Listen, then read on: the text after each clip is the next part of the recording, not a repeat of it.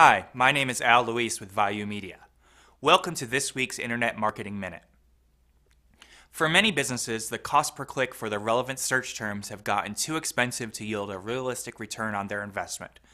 Unlike 10 years ago, when an advertiser could realistically pay 5 to 10 cents a click for their search terms, many verticals have seen their search terms run $10, $20, or even $50 a click or higher. This has made the cost of running a paid search campaign to become unrealistic relative to the margins available for many businesses.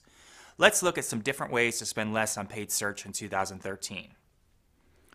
Consider search retargeting. Search retargeting allows for targeted banner ads to run when a user searches a relevant search term.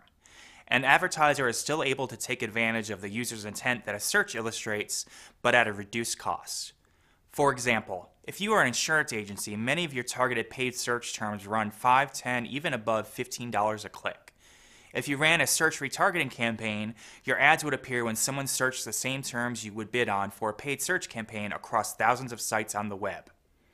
The cost to run these ads would be significantly less, often less than $5 CPM, and you would still be putting your message in front of potential customers.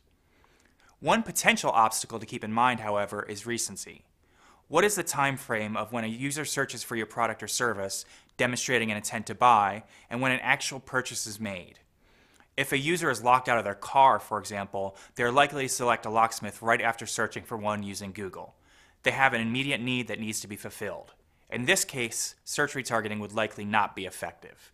However, if a user is planning a trip to Beverly Hills and searches best hotels in Beverly Hills, Los Angeles, and you are a hotel marketer, it would make sense to use search retargeting to put your property's message in front of this potential customer. Typically, this user does not need to make an immediate decision, and the cost per click of this term in the Google keyword tool is over $7 a click.